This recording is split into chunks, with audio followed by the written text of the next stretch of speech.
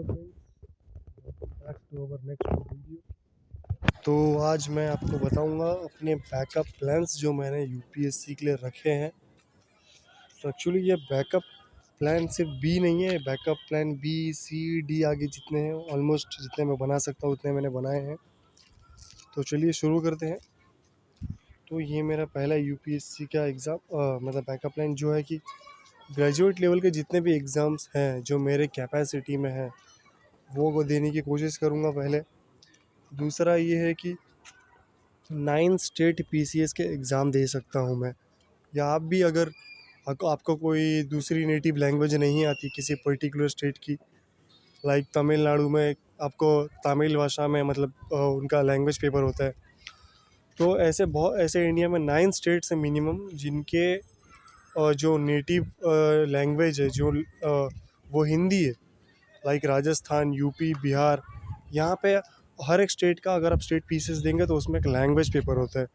तो ऐसे 9 स्टेट्स हैं जिनका नेटिव लैंग्वेज हिंदी है, तो वो हम दे सकते हैं। तो ये एक मेरा बैकअप प्लान है, जो पहले आ जाए उसका फॉर्म भर दो। और ऑलमोस्ट जो सिलेबस होता है पूरा यूपीएससी के रिलेटेड ही होता है। बस एक छोटी पर्टिकुलर स्पेशल नॉलेज चाहिए होती है, वो है वहाँ की हिस्ट्री, मतलब उस पर्टिकुलर स्टेट की हिस्ट्री, जोग्राफ़ी और पॉलिटी और इकोनॉमी रिलेटेड। और इसके आप उस पर्टिकुलर स्टेट का जिसका आप एग्ज़ाम देंगे, बीपीएससी जीपीएससी जो भी है, उसका आप जीके की एक स्टेट उसके स्टेट लेवल की जीके की आप बुक ले लीजिए उस स्टेट की, और आपका उस स्टेट का जीके वहाँ से कवर हो जाएगा। बाकी पूरा सिलेबस आप किसी भी स्टेट पीसीएस का चेक करके देखिए, सबका सिलेबस पूरा का पूरा सेम ही होता है, कोई डिफरेंस नहीं होता, कोई डिफरेंस नहीं। और ये अगला ये यूपीएससी सिविल सर्विसेज, ओ सॉरी यार गलती से लिख दिया मैंने। नेक्स्ट है बीपीएससी, ये भी आपके 9 स्टेट पीसीएस में आ गया। मतलब ये मैंने अलग से लिखा है क्योंकि ये मेरा फर्स्ट प्रेफरेंस है, मैं बिहार से बिलोंग करता हूँ। तो एक वो, और इसका सिले और थोड़ा हेल्प करने के लिए भी वहाँ से बहुत लोग हैं सिलेबस ये इसके प्रिपरेशन के रिलेटेड। तो ये एक है। सेकंड है ये नेक्स्ट है जीपीएससी, जो मैंने लिखा है क्योंकि मैं हूँ तो बिहार का पर मैं रह रहा हूँ गुजरात में। तो गुजराती लैंग्वेज भी मुझे ऑलमोस्ट, लैंग्वेज पेपर क्लियर कर लो इतनी तो आती ही है समझ में, क्योंकि मैं बचपन से यहाँ पे रह रहा हूँ। फिर नेक्स्ट है हमारा असिस्टेंट कमांडेंट का एग्ज़ाम, CAPF जिसे हम बोलते हैं। ये साल में एक बार हमेशा निकलता है, और इसका मतलब ऑलमोस्ट 95% या मैं कहूँ तो 98% सिलेबस पूरा यूपीएससी से मिलता है। बस एक इसका इंग्लिश का पेपर आता है, उसमें शायद आपको एक दो चीज़ें न्यू मिलेंगी शायद, जैसे रिपोर्ट राइटिंग और एक लेटर राइटिंग भी शायद आता है। ज़्यादा डिफरेंस नहीं है, वो आप लैंग्वेज पेपर प्रिपेयर करेंगे ना यूपीएससी का कंपलसरी पेपर जो इंग्लिश का है, तो आपका कोई दूसरा टेंशन लेने की ज़रूरत नहीं है, आपका ये CAPF का एग्ज़ाम क्लियर हो जाएगा अगर आप सिर्फ यूपीएससी के प्रिपरेशन के बेस पे एग्ज़ाम देंगे तो। बस इसके इंटरव्यू में थोड़ा डिफेंस रिलेटेड क्वेश्चन ज़्यादा पूछ लिए जाते हैं, सिक्योरिटी रिलेटेड, तो आप उस हिसाब से प्रिपेयर कर लीजिए। नेक्स्ट है हमारा CDS का, यूपीएससी CDS। ये एग्ज़ाम जो है ये हर 6 महीने में एक बार आता है, हर 6 महीने में। लाइक ये जो आपने सुना होगा लेफ्टिनेंट मेजर, ये जो पोस्ट आती है आर्मी में, ये उसके लिए है।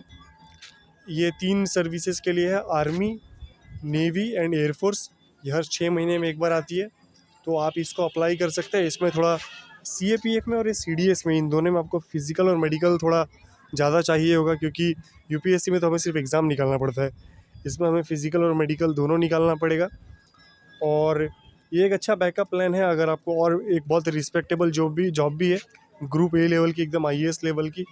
तो ये एक आप दे सकते हैं डिफेंस फील्ड के हिसाब से, सैलरी बहुत अच्छी है और सिलेबस पूरा का पूरा सेम है। CDS में भी सिंपल है, कोई ज़्यादा डिफ़िकल्ट नहीं है। और इनफैक्ट मेरे ख्याल से CDS में एक ही पेपर होता है जहाँ तक मैं जानता हूँ, मतलब एक पेपर मतलब एक ही लेवल होता है प्रीलिम्स का, उसके बाद डायरेक्ट फिजिकल मेडिकल जो भी वो इंटरव्यू होता है वो। आप सिलेबस देख लीजिए पूरा सेम है। मैं सिर्फ सिलेबस के जो वो रिटर्न सिलेबस जो हमारा होता है, मैं वो फिजिकल मेडिकल नहीं बोलूँगा, उसके हिसाब से बात करें तो जितने भी एग्ज़ाम्स मैं आपको बता रहा हूँ ना, ये सारे एग्ज़ाम्स उनसे मैच करते हैं यूपीएससी से, पूरे मैच। आपको शायद ही कुछ एक्स्ट्रा प्रिपेयर करने की ज़रूरत पड़ेगी। बाकी फिजिकल मेडिकल तो वही almost most of the defence exam का सेम ही होता है। 1600 मीटर दौड़ना, 4 फीट फानना, फिर 18 फुट की लॉन्ग जंप, फिर और ये एक गोला फेंक करके भी होता है, जिसमें आपको एक लोहे की आयरन की बॉल दी जाती है मेटल की, और उसे आपको कम से कम 16 से 20 फीट तक फेंकना होता है। जितना दूर आप फेंकेंगे उतने एक्स्ट्रा मार्क्स आपको मिलते हैं। तो ये सब पूरा एग्जैक्ट नहीं बता सकता, फिर भी आप एक बार चेक कर लीजिएगा इसकी मेडिकल और फिजिकल एलिजिबिलिटीज़। नेक्स्ट है हमारा EPFO का एग्ज़ाम। ये वो आपने एम्प्लॉयमेंट प्रोविडेंट फंड ऑफिसर के बारे में सुना होगा। अकाउंट ऑफिसर जो होते हैं, अकाउंट नहीं मतलब एम्प्लॉय प्रोविडेंट फंड ऑफिसर वाले, मेरे को उसकी पोस्ट का एग्जैक्ट नाम नहीं पता। ये PF से रिलेटेड है कुछ। तो ये जो एग्ज़ाम है फ्रेंड्स, ये 2 से 3 साल में एक बार आती है, ये हमेशा नहीं आती है। तो आप इसको अप्लाई कर सकते हैं।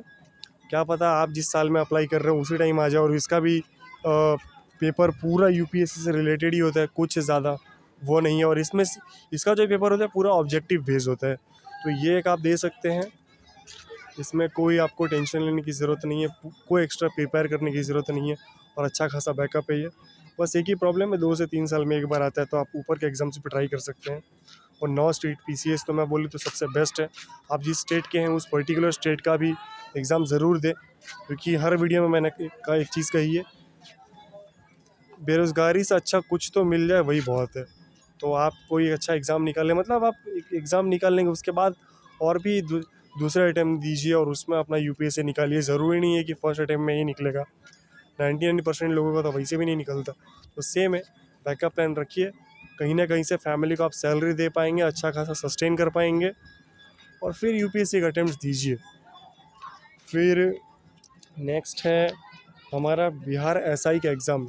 ये पर्सनली मैंने अपने लिए लिखा है क्योंकि ये मेरे बैकअप से। तो बिहार SI का एग्ज़ाम भी प्रीलिम्स और मेंस है, दोनों ऑब्जेक्टिव बेस ही होते हैं, और उसमें फिजिकल मेडिकल होता है। बस थोड़ा सा उसमें फैक्चुअल GK पढ़ना पड़ता है, जिसके लिए आप ल्यूसेंट की किताब पढ़ सकते हैं। मैंने जो आपने देखा होगा CAPF CDS सबका के ल्यूसेंट या जो भी लिखा है, जैसे CAPF का GK थोड़ा सा डिफरेंट हो सकता है, उसमें भी शायद आपको ल्यूसेंट GK पढ़नी पड़ती है, वो आप कर सकते हैं। CDS में भी ल्यूसेंट GK चाहिए होता है, थोड़ा फैक्चुअल डेटा पूछा जाता है। EPFO same. बिहार SI तो वो तो स्टेट लेवल के एग्ज़ाम से most of the time Lucent GK help करता ही है। और मैं बिहार से, तो मुझे तो पता ही है क्योंकि मेरे रिलेटिव्स में बहुत से लोगों ने निकाला है बिहार पुलिस, बिहार SI, तो ल्यूसेंट GK से ही निकाला है। ये एक बैकअप प्लान है।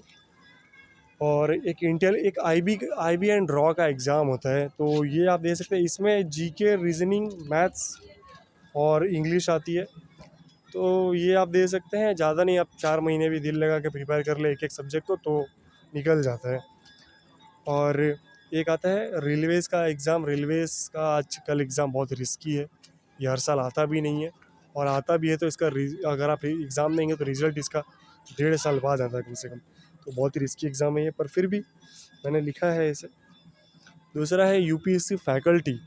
तो अगर आप इंटरव्यू के लेवल तक जाते हैं, फिर वहाँ से रिजेक्ट हो जाते हैं, और या फिर आपने मेंस भी अच्छे मार्क्स से सिर्फ क्लियर किया है ना, कट ऑफ के आसपास तक, तो आप UPSC की फैकल्टी में किसी अच्छी कोचिंग इंस्टीट्यूट में ट्राई कर सकते हैं।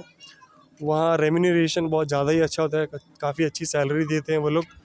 वो सैलरी आपके पर आवर बेसिस पे रहती है, आप कितने घंटे पढ़ा रहे, फिक्स भी हो सकती है, लेकिन मोस्ट ऑफ द लोग, जहाँ तक मैं जानता हूँ, कि आवर बेसिस पे जाते हैं। लाइक 1 घंटे का 1000, 1500, जो भी, वो डिपेंड करता है कौन सा पर्टिकुलर सब्जेक्ट पढ़ा रहे हैं। ऑप्शनल के जो सर टीचर्स होते हैं उनको ज़्यादा सैलरी मिलती है, और जो सबसे लोएस्ट है वो है हमारे लैंग्वेज पेपर, और या फिर आप अपने CSET को कह सकते हैं। नेक्स्ट है ऑल स्टेट लेवल एग्ज़ाम। जैसे आपको एक चीज़ मैं बताना चाहूँगा कि जितने भी स्टेट लेवल के, मतलब जितने भी पर्टिकुलर स्टेट्स, लाइक मैं गुजरात का कहूँ, तो आप या कोई भी स्टेट में जहाँ आप रहते हैं, उस हर स्टेट के, उस पर्टिकुलर स्टेट के बहुत सारे गवर्नमेंट एग्ज़ाम्स निकलते होंगे उस पर्टिकुलर स्टेट के, तो वो एक आप दे सकते हैं। लाइक बिहार SI का अकेला एग्ज़ाम तो है नहीं, UP का SI का भी एग्ज़ाम निकलता है, दिल्ली SI का भी निकलता है, वो सब आप दे सकते हैं। क्योंकि मोस्ट ऑफ द SI के जो सिलेबस होते हैं अदर स्टेट्स के भी, वो एक दूसरे के स्टेट से मतलब मैच करते हैं। तो ज़्यादा डिफरेंस नहीं होता, थोड़ा बहुत ऊपर नीचे होता है। तो सिलेबस एक बार देख लेने का हल्का सा दोस्तों, और फिर आप उस हिसाब से जो जो चीज़ छूट गया आपको लगता है तो वो प्रिपेयर कर लीजिए, दैट्स ऑल। अगर आपने बिहार एसआई के लिए प्रिपेयर किया है पूरा सिलेबस, और यूपी एसआई का एग्ज़ाम भी देना चाहते हैं, और कुछ तो डिफरेंस सिलेबस में बस थोड़ा डिफरेंस चेक कर लीजिए, जो डिफरेंस है उसको भी एक्स्ट्रा प्रिपेयर कर लीजिए, आपका दोनों का क्लियर हो गया वैसा। अभी इतने सारे मल्टीपल एग्जाम्स आप एक बार में तो दे नहीं सकते, पर फिर भी जो आ रहे हैं बस देते जाइए। और और अगर कोई पेपर है आपका यूपीएससी का जो कोलैप्स कर रहा है, ये अपने मतलब सेम डेट पे है किसी अदर एग्ज़ाम के साथ, आपके बैकअप प्लान के साथ, तो आप भाई यूपीएससी का दीजिए, इस एग्ज़ाम को छोड़ दीजिए, क्योंकि बैकअप प्लान आगे और भी आते रहेंगे। और बहुत से गवर्नमेंट एग्ज़ाम्स हैं जिसमें फ़िज़िकल मेडिकल की ज़रूरत नहीं होती, मैंने लिखे नहीं है यहाँ पे, बहुत से एग्ज़ाम्स हैं। आपका मैथ्स अच्छा है तो आप सीजीएल निकाल सकते हैं। मैंने यहाँ पे आईबीपीएस पीओ लिखा है, अगर आप 4 साढ़े 4 महीना प्रॉपर देते हैं, मैक्सिमम 5 महीना, आप इस एग्ज़ाम को निकाल सकते हैं। एसबीआई पीओ क्लर्क सेम वही, उतना ही टाइमिंग है। सिलेबस इन दो एग्ज़ाम्स में ये होता है कि ये ग्रुप बी या सी लेवल के exams, I am not sure. इसमें मैथ्स आपको थोड़ा ज़्यादा चाहिए होता है, फैक्चुअल जीके पढ़ना होता है। जीके के लिए सिर्फ इसकी एक किताब चाहिए, ल्यूसेंट जीके आप पढ़ लीजिए, सर्वगुण संपन्न है हर एग्ज़ाम के लिए, गवर्नमेंट एग्ज़ाम के लिए। और रीजनिंग चाहिए होती है, और इंग्लिश ज़रूर चाहिए होती है। तो ये 4 सब्जेक्ट होते हैं मेन इस इन छोटे एग्ज़ाम्स के। ये और ये अदर स्टेट्स के जो एसआई के एग्ज़ाम, वो मैंने पहले बता दिया आपको। सीजीएल आप दे सकते हैं, मैंने लिखा नहीं है क्योंकि उसमें मैथ्स बहुत ही हाई लेवल का होता है, और इंग्लिश भी काफ़ी हाई लेवल की चाहिए होती है, वोकेबुलरी बहुत स्ट्रॉन्ग। तो क्योंकि ये सब एग्ज़ाम्स मैंने लास्ट में इसलिए लिखे क्योंकि इसके लिए आपको थोड़ा एक्स्ट्रा कंटेंट पढ़ना पड़ता है। अभी इसका जो मैथ्स का जो रीजनिंग का पोर्शन है, वो आपके यूपीएससी के सीसेट से कई गुना ऊपर है, कई गुना हाई है। उतना इजी नहीं है जितना हम सोचते हैं। सीसेट तो हमारा थोड़ा इजी है, पर इनका जो मैथ्स का है वो बहुत थोड़ा हाई होता है। थोड़ा एडवांस लेवल के हिसाब से आपको पढ़ना पड़ता है, लाइक आप परसेंटेज या एवरेज का या प्रॉफिट एंड लॉस का कोई टॉपिक पढ़ रहे हैं तो थोड़ा एडवांस लेवल तक का पढ़ना पड़ता है वैसा। नेक्स्ट है मेरा एक करियर है, ये है स्टॉक मार्केट। हम फुल टाइम कर सकते हैं, लाइक मेरे बहुत से फ्रेंड्स हैं जो स्टॉक मार्केट में ट्रेड करते हैं। तो ये एक चीज़ है, और अच्छा खासा सीख सकते हैं इसको।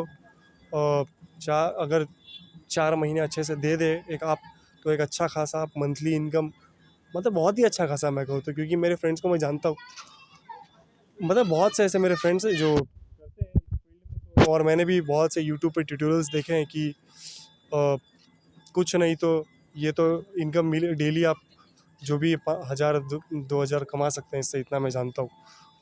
डिपेंड करता है आपके अर्निंग पोटेंशियल पे, आपके नॉलेज पे। दूसरा ये है टिस्नेट का एग्ज़ाम। दूसरा है हमारा ये टिस्नेट टाटा, ये जो मैंने लिखा है, ये है हमारा एक लास्ट बैकअप प्लान। मतलब मेरा अगर एक्स्ट्रा टाइम मेरे पास हुआ तो कोई अच्छी पार्ट टाइम जॉब लग गई, उसके साथ मैं इसको करने की ट्राई करूँगा। यह है Tata institute of social science national eligibility test. तो हमारे जो रतन टाटा है, ये उनका खुद का एक इंस्टीट्यूट है, उन्होंने लॉन्च मतलब बनाया है हमारे लिए, हम जैसे स्टूडेंट्स के लिए, मतलब सॉरी सबके लिए। ये है आप यहाँ पे अपना एमए एमबीए जो भी आप यहाँ से चाहे मतलब मास्टर्स डिग्री कर सकते हैं। आर्ट्स और कॉमर्स फील्ड वालों के लिए है ये। एमबीए श्योर नहीं, बट आर्ट्स वालों के लिए श्योर है ये। और यहाँ से इस इंस्टीट्यूट की एक स्पेशल बात ये है, ये आपको आईआईएम से भी इजी पड़ेगा इसमें एडमिशन लेना। इसका जो टीसनेट का एंट्रेंस एग्ज़ाम आता है, आप इजीली 3 महीने की प्रिपरेशन से क्लियर कर सकते हैं। और क्योंकि आपने यूपीएससी की भी अच्छा खासा नॉलेज लिया है, तो वो इसकी प्रिपरेशन में आपको बहुत हेल्प करेगा। हाँ, ये है कि सैलरी पैकेज आईआईएम से थोड़े लो होते हैं, आईआईएम एक नेक्स्ट लेवल की चीज़ है, तो उसकी बात अलग है। और आईआईटी आईआईएम हटा दीजिए, पर फिर भी इसका जो ये इंस्टीट्यूट है आपको 100% प्लेसमेंट गारंटी देता है, क्योंकि इसमें जितने आप इसका डेटा निकाल सकते हैं गूगल पर, जितने भी बच्चों ने यहाँ से पढ़ाई की है सबको 100% गारंटी जॉब मिली है। इसका जो लोएस्ट पैकेज है वो कम से कम 11-12 लाख का है, और जो हाईएस्ट है वो 18 लाख क्रॉस गया है। तो फिर ये 18-20 के आसपास तो गया ही है। एक मैं गर्ल का नाम बताता हूँ, स्वाति शर्मा या समथिंग ऐसा ही कुछ नाम है, कोरा में मैंने उनका ब्लॉग पढ़ा था। वो मिनिस्ट्री ऑफ वुमेन डेवलपमेंट में या सोशल डेवलपमेंट में किसी पर्टिकुलर मिनिस्ट्री में काम करती है। उन्होंने 4 अटेम्प्ट दिए थे यूपीएससी के, जिसमें वो फेल हो गई थी, और उन्होंने फिर ये टिस्नेट का एग्ज़ाम दिया। 2 से 3 महीनों में उन्होंने इसे क्लियर कर दिया अपने यूपीएससी की नॉलेज को यूज़ करके भी और सीसेट की नॉलेज को यूज़ करके। और फिर वहाँ से वो 2 साल में पूरा गोल्ड मेडलिस्ट से होके ग्रेजुएट हुई और फिर उनको 16 लाख या समथिंग की जो भी जॉब लगी। But still it's a good backup plan. UPSC हर किसी को नहीं मिलता, बट फिर भी उससे भी बहुत सी ग्रेट चीज़ें हैं। तो फ्रेंड्स इतनी ही थी। अगर आप चाहे तो इसमें और भी अदर गवर्नमेंट एग्जाम ऐड कर सकते हैं, मैंने बहुत से ऐड नहीं किए हैं। लाइक आप एसएससी सीएचएसएल का एग्ज़ाम दे सकते हैं, एसएससी सीजीएल सीपीओ हो गया, फिर एक एसएससी स्टेनोग्राफर भी आपने सुना होगा, बहुत अच्छे एग्ज़ाम्स है। तो बहुत से अदर एग्ज़ाम, ये मेरा बैकअप प्लान है। आप अपने हिसाब से अदर एग्ज़ाम्स ऐड कर सकते हैं इसमें। ये सिर्फ ये पर्टिकुलर एग्ज़ाम्स इसमें लिखने का जो मेरा मोटिव था वो ये था कि क्या कहते हैं, जो यूपीएससी का जो एग्ज़ाम है उसके अलावा कोई अदर एग्ज़ाम्स है जो हम साथ में दे सकते हैं, तो वो ये एग्ज़ाम्स थे। क्योंकि ये एग्ज़ाम्स जो है इनमें आपको ज़्यादा स्पेशल एफ़र्ट डालने की ज़रूरत नहीं है, क्योंकि इसका ऑलमोस्ट सिलेबस मैच करते हैं। आपको बस थोड़ा सा कुछ टाइम एक्स्ट्रा निकालना पड़ेगा एक्स्ट्रा टॉपिक्स प्रिपेयर करने के लिए। बाकी ऑलमोस्ट 90 to 95% सिलेबस पूरा का पूरा सेम ही है, कोई डिफरेंस नहीं है। और बाकी अगर आप एसएससी सीजीएल या आरबीआई ग्रेड बी ऑफिसर जैसे एग्ज़ाम्स को प्रिपेयर करते हैं, उनको देने की कोशिश करते हैं, तो उसमें आपको पूरा ही एक्स्ट्रा टाइम ज़्यादा देना पड़ेगा। उसका कंटेंट ही थोड़ा हाई लेवल का होता है। इंग्लिश, मैथ्स और रीजनिंग ये चार, और जीके, ये 4 ही सब्जेक्ट होते हैं। बाकी अदर यूपीएससी और स्टेट पीसीएस और अदर गवर्नमेंट, मतलब अदर गवर्नमेंट एग्ज़ाम्स की अगर मैं बात करूँ तो यूपीएससी स्टेट पीसीएस छोड़ के, तो ये थोड़ा हाई लेवल के पूछे जाते हैं। तो इसीलिए मैंने ये एग्ज़ाम्स लिखे हैं, बस ज़्यादा नहीं बोलूँगा। आप दूसरे एग्ज़ाम्स ऐड कर सकते हैं अपने हिसाब से।